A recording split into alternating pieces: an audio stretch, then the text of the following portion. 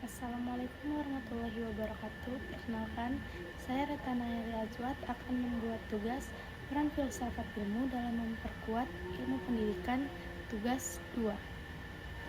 Dalam topik ini, filsafat ilmu dan pendidikan memiliki hubungan yang sangat erat. Filsafat ilmu menjadi dasar berpikir kritis dalam pendidikan, sedangkan pendidikan menjadi sarana untuk mengembangkan dan menerapkan pemikiran filsafat ilmu dalam kehidupan manusia.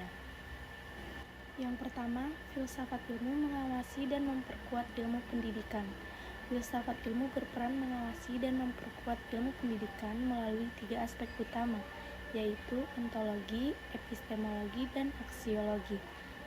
Sudah dijelaskan di video sebelumnya apa itu ontologi, epistemologi, dan juga aksiologi. Karena itulah filsafat ilmu membantu pendidikan tetap memiliki arah, dasar ilmiah, dan juga nilai moral yang jelas.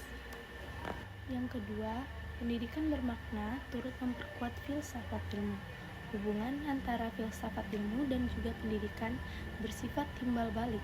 Jika filsafat ilmu memiliki pendidikan, maka pendidikan yang bermakna juga memperkuat perkembangan filsafat ilmu.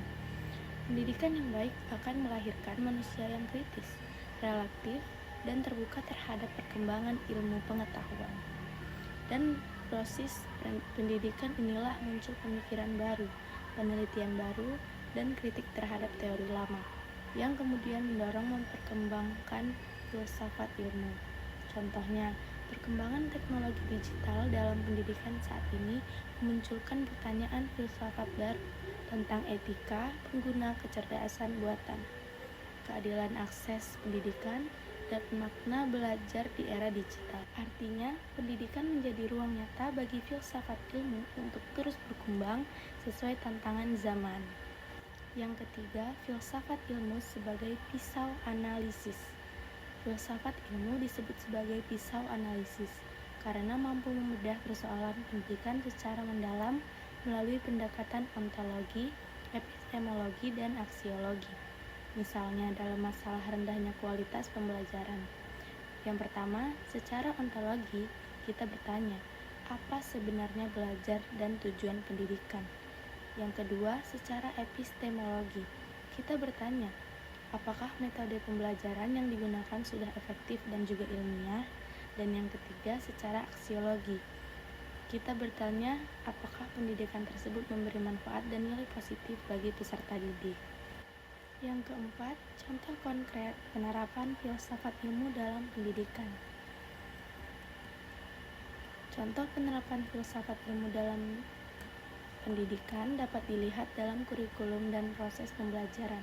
Misalnya, pada kurikulum Merdeka di Indonesia, kurikulum ini menekankan pembelajaran yang berpusat pada peserta didik, perkembangan karakter, kreativitas, dan kemampuan berpikir kritis. Hal tersebut menunjukkan penerapan yang pertama ontologi. Peserta didik dipandang sebagai individu yang memiliki potensi unik. Yang kedua, epistemologi.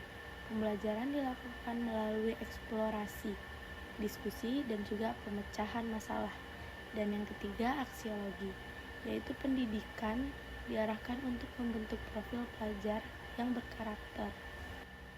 Dalam materi ini, kita dapat menyimpulkan bahwa filsafat ilmu memiliki peran penting dalam memperkuat ilmu pendidikan, karena memberikan dasar berpikir yang ilmiah, kritis, dan bernilai.